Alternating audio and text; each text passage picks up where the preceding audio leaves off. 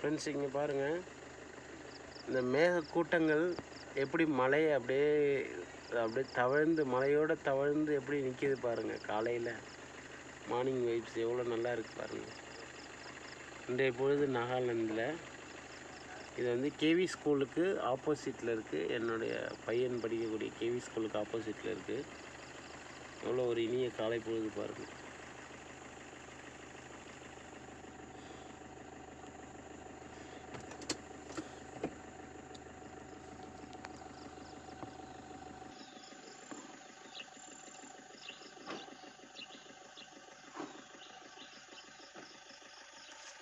பாருங்கள், இனிய காலை பொழுது நாகாலாந்திலிருந்து எவ்வளோ ஒரு அற்புதமான காட்சி பாருங்கள். இயற்கையினுடைய